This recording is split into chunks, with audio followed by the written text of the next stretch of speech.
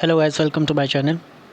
So today I have discussed to ये SI के जो जीएस आता है उसमें जीके जीएस आएगा उसके 40 एमसीक्यूज़ लेके आया हूँ. So without waste of time, let's discuss 40 MCQs. So first question is mount Abu. Mount Abu मशहूर दिलवारा का जो मंदिर है किस समुदाय के लिए पवित्र तीर्थ स्थल है. सीधे सिंपल सी बात है, वो किसका मंदिर है और किस लिए उसको जाना जाता है. तो ये क्या है, बौद्ध का है या जैन, सिख, पारसी. या पारसी और सिख तो दूर दूर कहीं भी नहीं. सो हमारा एक ऑप्शन बचता है, बौद्ध होगा या जैन होगा. तो बौद्ध के लिए तो ऐसा कुछ नहीं है माउंट आबू. ये कौन सा आंसर है, जैन धर्म. ठीक, नेक्स्ट क्वेश्चन देखते हैं. अगला क्वेश्चन क्या है कि सन 1540 में कन्नौज की लड़ाई, कौन सी लड़ाई है, कन्नौज की लड़ाई शेर शाह और किसके बीच लड़ी गई थी. तो ये हुमायूं के बीच लड़ी गई थी. ठीक, कब हुआ था, 1540 में हुआ था, कन्नौज में हुआ था. बादशाह कौन थे, हुमायूं. अफ़गान का शासक शेर शाह सूरी की क्या हुई थी, विजय हुई थी. ठीक, ये कौन था, जीत गया था. आगे देखते हैं, भारतीय स्वतंत्रता संग्राम कौन सा, करो या मरो. ये भारत छोड़ो आंदोलन नहीं, भारत छोड़ो आंदोलन है. और ये भारत छोड़ो आंदोलन कब हुआ था, भारत छोड़ो आंदोलन हुआ था 8 अगस्त को. ठीक, 8 अगस्त 1942 को, 1942 को हुआ था भारत छोड़ो आंदोलन. और इसके चलने के बाद में कौन सा एक ऑपरेशन कांग्रेस लोगों ने चलाया था, ऑपरेशन ज़ीरो हॉवर. ठीक, कौन सा चलाया था, ऑपरेशन ज़ीरो हॉवर चलाया था. ठीक, इसमें क्या किया था कि सभी बड़े नेता कांग्रेस के उनको पकड़ के गिरफ्तार कर लिया गया था. नेक्स्ट क्वेश्चन देखते हैं, भारतीय संविधान कब अस्तित्व में आया. अस्तित्व में आया है, कब आया ये पूछ रहा है. कब बना, कब लागू हुआ, उससे कुछ लागू हुआ. अस्तित्व में कब आया, 25 जनवरी 1950 को. ठीक, अब बात करते हैं अगला आर्टिकल, अनुच्छेद 48A पर्यावरण का संरक्षण और सुधार एवं वन और वन्यजीव की सुरक्षा से संबंधित है. तो ये किसमें, राज्य सरकार है, नहीं. केंद्र सरकार का कुछ लेना देना, मौलिक अधिकार बिल्कुल नहीं होगा. ये राज्य के नीति निर्देशक तत्व से संबंधित है. ठीक, अब बात आई राज्य की नीति निर्देशक तत्व, यानी कि directive principle of state, DPSP, directive principle of state policy. ठीक, ये किस में है, अपने भाग यानी कि पार्ट 4 में है. ठीक, अनुच्छेद कहाँ से कहाँ तक है, आर्टिकल 36 से. ठीक, आर्टिकल 36 से 51 तक है. इसमें एक आर्टिकल 48A ऐड किया गया. ठीक, जीवों की रक्षा से संवर्धन और जो भी वन जो फॉरेस्ट सिक्योरिटी और जीवों की रक्षा के लिए आर्टिकल को संशोधित करके इसको ऐड किया गया था. नेक्स्ट क्वेश्चन क्या है अपना, अगला क्वेश्चन क्या है, लोकसभा में राज्यों की यानी कि स्टेट की कुल सदस्यता कितनी है, राज्यसभा में कुल कितने सदस्य हो सकते हैं. सीधा क्वेश्चन ये है, कौन सा है, अधिकतम कितनी हो सकती है, 530 हो सकते हैं. ठीक, 530 हो सकते हैं, जिसमें संघ शासित प्रदेश यानी कि यूनियन टेरिटरी में अधिकतम 20 चुने जाते हैं. ठीक, 20 चुने जाते हैं. और राष्ट्रपति अंगल भारतीय समुदाय को पर्याप्त प्रतिनिधित्व न होने पर समुदाय के 2 सदस्यों को लोकसभा में क्या करता है, मनोनीत करता है.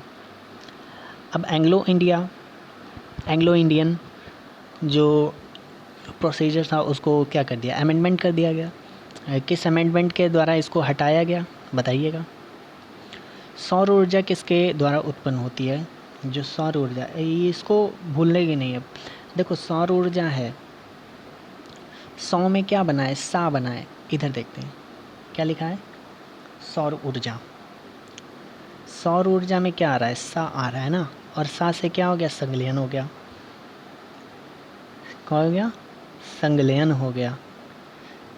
तो सौर ऊर्जा किससे उत्पन्न होती है, यानी कि किससे प्रोड्यूस होती है, तो संलयन प्रक्रिया से, प्रोसेस के द्वारा होती है। हिमालय पर्वत किस प्रकार का है, तो ब्लॉक पर्वत है नहीं, अपशिष्ट पर्वत नहीं, प्राचीन पर्वत भी नहीं, ये कौन सा है, परतदार पर्वत है, यानी कि फ्लोड माउंटेन है। आगे देखते हैं। भारत में हरित क्रांति, यहाँ भारत में नहीं है, यहाँ पर विश्व में हरित क्रांति का जनक किसे कहा जाता है, तो ये कौन है, नॉर्मन बोरलॉन्ग है। ठीक, नॉर्मन बोरलॉन्ग। इंडिया में कौन है, इंडिया में देखो वो है स्वामीनाथन। आगे देखते हैं। भारत में सर्वाधिक लंबा platform, it's too easy question, 50 मतलब गोरखपुर। भारतीय रिजर्व बैंक का लेखा वर्ष कौन सा है, तो अप्रैल और मार्च है। आगे देखते हैं। निम्नलिखित में से साक्षरता दर किस राज्य में सबसे अधिक है, तो उड़ीसा, पंजाब, महाराष्ट्र और मिजोरम। देखो सबसे ज़्यादा तो कहाँ है, सबसे ज़्यादा तो केरल की है, लेकिन केरल ऑप्शन में नहीं है। केरल के बाद कौन सा आता है ऑप्शन, केरल के बाद आता है मिजोरम। मिजोरम की कितनी है, मिजोरम की 91.56 है, और केरल की कितनी है, केरल की है अपनी 93.91%। ठीक, केरल की 93.91% और मिजोरम की 91.56% है। आगे देखते हैं। निम्नलिखित में से कौन सी एक सदिश राशि कौन नहीं है, ठीक, नहीं है पूछा गया। सदिश राशि मतलब अदिश राशि, सॉरी, सदिश राशि सेक्युलर होती है, सेक्युलर राशि सदिश राशि कौन सी है, तो ये सदिश राशि कौन सी है अपनी, इसमें कार्य है, कार्य मतलब सदिश राशि नहीं है, ये कौन सी है, अदिश राशि, यानी कि स्केलर क्वांटिटी है। ठीक, स्केलर एंड वेक्टर क्वांटिटी, तो मतलब ये क्या हो गई, ये तो हो गई वेक्टर क्वांटिटी, और बाकी ये तीनों बल, वेग, विस्थापन यानी डिस्प्लेसमेंट, फोर्स एंड वेग को क्या कहते हैं, वेलोसिटी, ये तीनों कौन सी हैं, ये सब सदिश राशि हैं। ठीक, ये सभी कौन सी हैं, सदिश राशि हैं। बल, वेग और विस्थापन यानी डिस्प्लेसमेंट, फोर्स और वेलोसिटी, ये सभी कैसी हैं, सदिश राशि हैं। और वर्क कैसा है, ये स्केलर क्वांटिटी है। ठीक, मैग्नीट्यूड और दोनों जिसमें होते हैं ना, दिशा, डायरेक्शन, मैग्नीट्यूड और जिसमें डायरेक्शन होते हैं उसे क्या कहते हैं, स्केलर क्वांटिटी कहते हैं, यानी कि सदिश क्वांटिटी यानी सदिश राशि कहते हैं। ठीक, आगे देखते हैं। बिजली का बल्ब इट्स किससे बना होता है, लेड से नहीं होता है, टीन का भी नहीं होता है, मैग्नीशियम का नहीं होता, टंगस्टन का होता है। आगे देखते हैं। निम्नलिखित में से ये तो रिपीट हो गया, ये हाइड्रोजन परमाणु की संख्या कितनी है, हाइड्रोजन परमाणु की जो संख्या कितनी है, तो ये अपनी होती है 1। ठीक, हाइड्रोजन कितना होता है, परमाणु भार इसका, यानी कि एटॉमिक वेट कितना होता है, इसका एटॉमिक वेट होता है 1.008 होता है, और एटॉमिक नंबर कौन सा होता है, 1 होता है। ठीक, आगे देखते हैं। कोशिका का जो सिद्धांत है देने वाले वैज्ञानिकों का नाम, स्लाइडेन एंड शवान। ठीक, स्लाइडेन एंड शवान, इन्होंने अच्छा कब खोजी थी, लेकिन इसमें एक और ट्विस्ट है। ट्विस्ट ये है,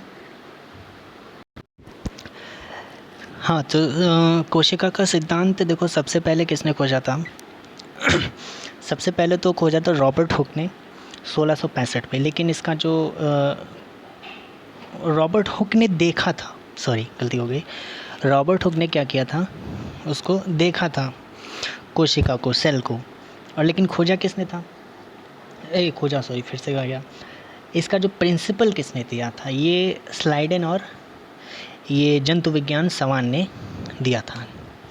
आगे देखते हैं। प्रकाश संश्लेषण वनस्पति कोशिका यानी कि कोश सेल में स्थित किस में होता है? तो क्लोरोप्लास्ट में होता है, क्लोरोप्लास्ट में होता है। आगे देखते हैं, कंप्यूटर माउस का आविष्कार किसने किया था? तो ये डगलस एंजलबर्ट ने किया था।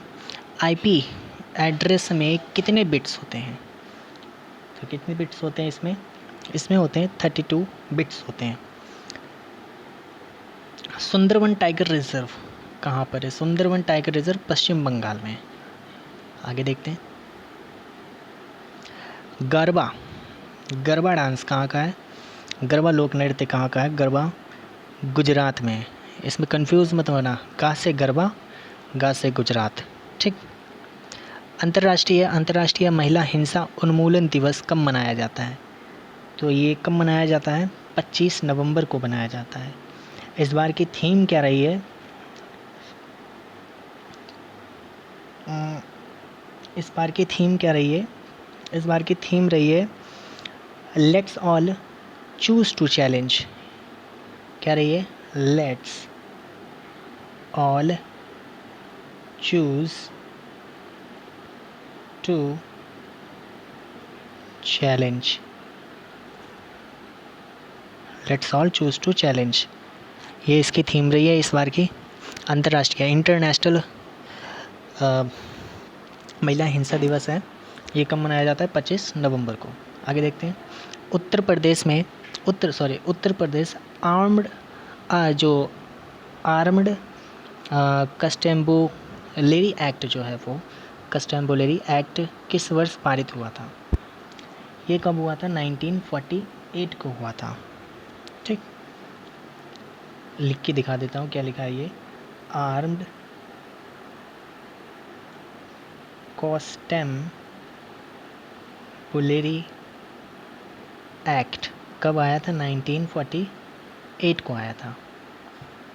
आगे देखते हैं, प्रसिद्ध शास्त्रीय गायक भीमसेन किससे संबंधित हैं? तो भीमसेन जो है वो किराना घराने से हैं। ठीक है, लखनऊ घराने से कुछ हैं।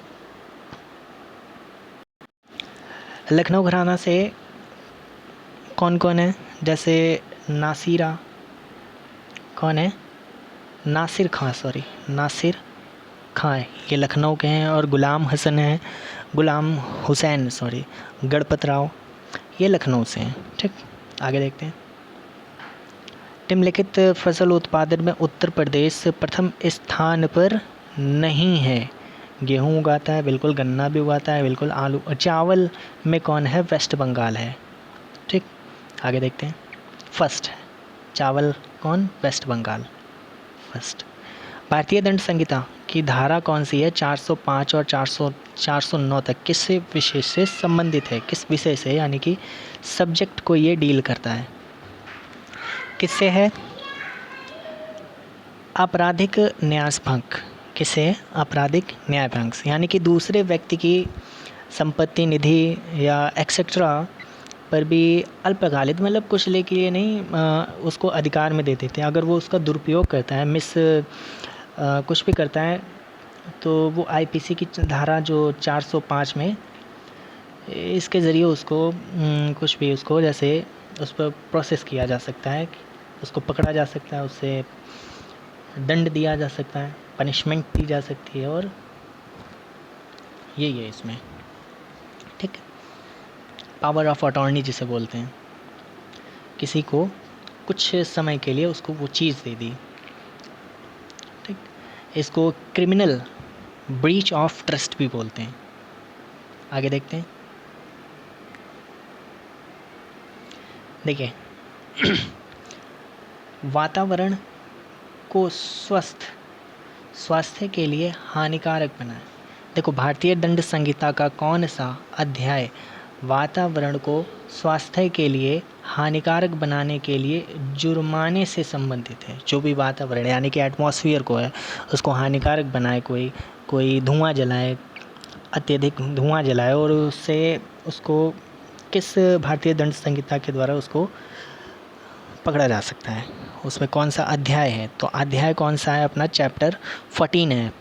14 है। और धारा कहाँ से कहाँ तक की है, तो धारा जो है वो 268 से लेकर 268 टू 294A तक है। आगे देखते हैं।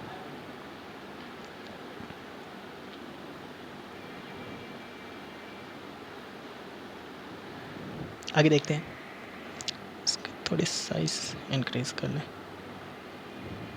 10 सही है। चलिए देखते हैं आगे। देखो क्या है, थोड़ा छोटा कर लें इसको, ओ सॉरी, इसको इतना छोटा करते हैं, पूरा क्वेश्चन नहीं आ पाएगा। हाँ, ओहो, देखते क्या है कि निम्नलिखित 2015 एक संशोधन के माध्यम से अनुसूचित जाति और अनुसूचित जनजाति अत्याचार निवारण अधिनियम के तहत अपराधों की सूची में किसको जोड़ा गया, किन किन चीज़ों को जोड़ा गया। तो देखिए 2015 का जो अत्याचार संशोधन अनुसूचित जाति और अत्याचार निवारण अधिनियम के अंतर्गत कुछ अपराध हैं, जैसे कि मानव और पशु नरकंकाल जो भी होते हैं, मानव और पशु को निपटाने और लाने ले जाने को बाध्य किया गया। और जैसे मंदिरों के लिए एक देवी दासी के रूप में अनुसूचित जाति और जनजाति की महिलाओं को समर्पित करने की प्रथा को हटाया। अनुसूचित जाति और जनजाति द्वारा आम संपत्ति संपत्ति संसाधनों का उपयोग सार्वजनिक पूजा, किसी स्थान में प्रवेश जो जनता के लिए खुला हो, खुला है, और शिक्षा या संसाधन स्वास्थ्य संस्था में प्रवेश निषेध। तो कौन सा हो जाएगा इसका राइट आंसर? इसका राइट आंसर हो जाएगा सी, निषेध थोड़ी करेंगे। निषेध मीन्स क्या हो जाएगा, बंद कर देना उसको। तो फर्स्ट और सेकंड दोनों है, फर्स्ट और सेकंड दोनों हैं, खुला है, और शिक्षा स्वास्थ्य में प्रवेश निषेध दिया गया, मतलब पहले बंद था अब खोला गया।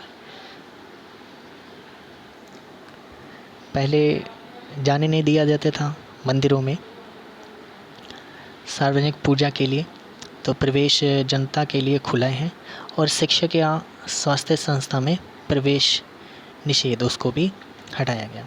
आगे देखते हैं, मतलब राइट आंसर क्या हो जाएगा, फर्स्ट और सेकंड बोथ। आगे देखते हैं नेक्स्ट क्वेश्चन। देखिए क्या है ये टी जंक्शन, ये क्या है, टी जंक्शन है। आगे देखते हैं आरटीआई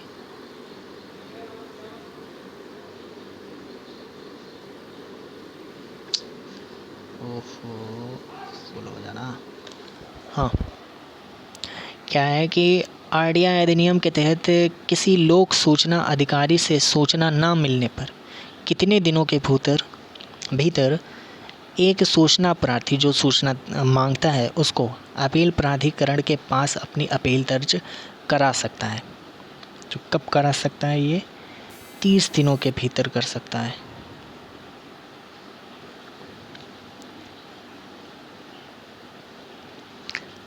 कब करा सकता है, 30 दिनों के भीतर कर सकता है। ठीक, आगे देखते हैं जनहित याचिकाओं की जननी कहा जाता है जिन्होंने अदालत में 100 से भी अधिक जनहित याचिका दायर की हैं, जिसमें प्रमुख भागलपुर अखफोड़वा कांड तथा विचाराधीन कैदी मामला है। कौन है इसके लिए, तो ये पुष्पा, कपिला, हिंगो रानी। ठीक, इन्हें mother of public interest litigation के नाम से जाना जाता है, यानी कि जनहित याचिका की जननी किसको कहा जाता है, पुष्पा, कपिला, हिंगो रानी। ठीक, इन्होंने क्या किया, 100 से भी अधिक जो मामले थे जनहित याचिका दायर की उन पे, और प्रमुख रूप से क्या किया था इन्होंने, प्रख्यात भागलपुर जो अखफोड़वा कांड तथा जो विचाराधीन कैदी मामले थे उन पे याचिका डाली थी। आगे देखते हैं किस न्यायिक मामले में उच्चतम न्यायालय ने ये माना कि पहली शादी के रहते हुए भी दूसरी शादी करना एक दंडनीय अपराध है। बिल्कुल है। हालांकि इससे दूसरी शादी अमान्य नहीं होगी, मतलब कर सकते हैं, लेकिन दूसरी शादी अमान्य नहीं होगी, लेकिन करना अपराध है। तो ये किस में कहा गया था, कौन सा वाद था? तो ये था सरला मुदगल बनाम भारत संघ। आगे देखते हैं। संविधान के अनुच्छेद के अनुसार लोक सेवकों के संबंध में सच है। तो धारा नहीं, अनुच्छेद कौन सा?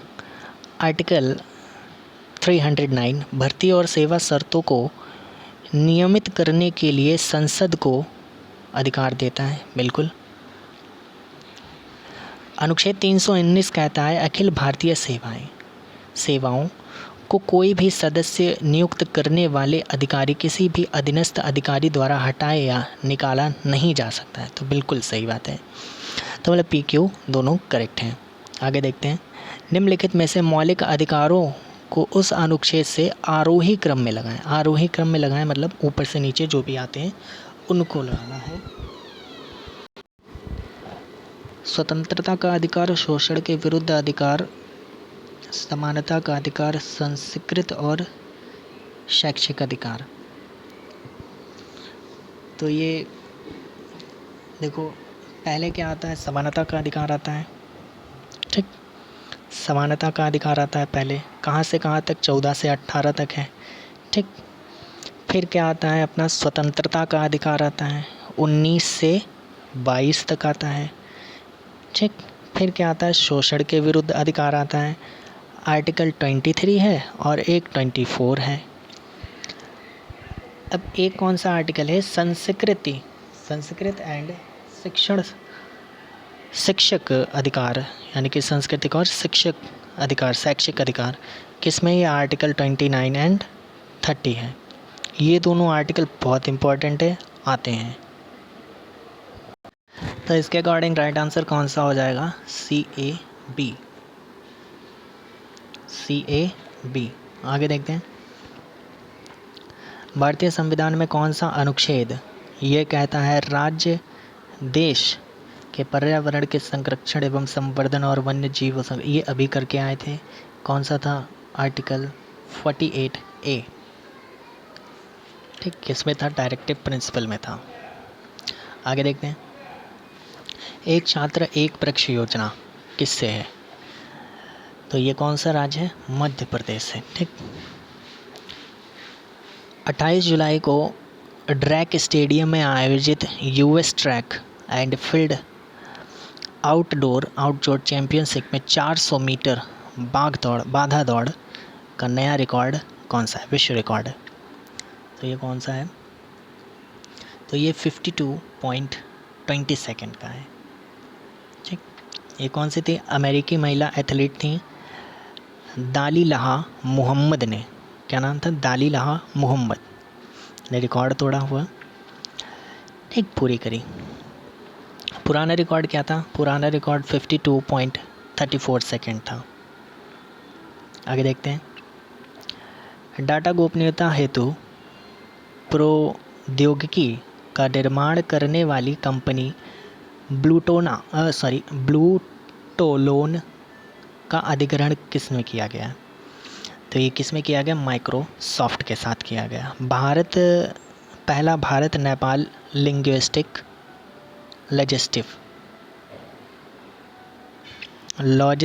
लॉजिस्टिक्स शिखर सम्मेलन 28 जुलाई 2019 को पहला है। ठीक, तो कहाँ किया गया? ये किया गया है काठमांडू में, नेपाल में ही किया गया है। ठीक, आगे देखते हैं। 18 विश्व हेपेटाइटिस दिवस 2019 की अच्छा थीम कौन सी है? तो 2019 की थीम क्या रहे? Invest in eliminating hepatitis. क्या रही है इसकी? इन्वेस्ट इन एलिमिनेशन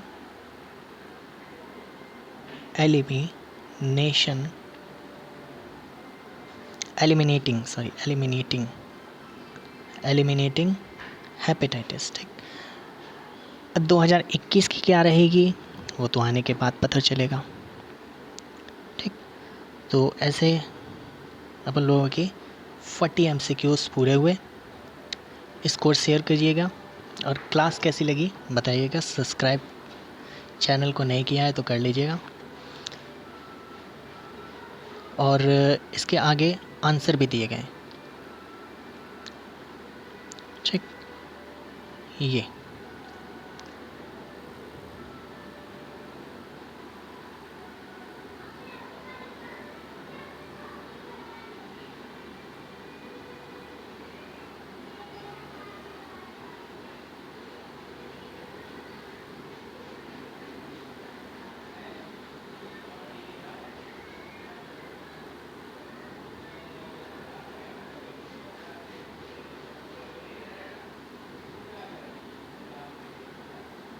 ये सभी आंसर दिए हैं, देख लीजिएगा एक बार।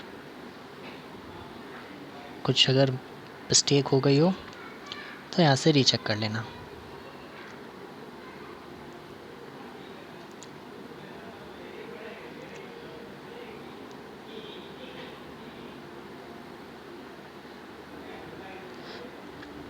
ठीक है, पॉज करके देख लीजिएगा।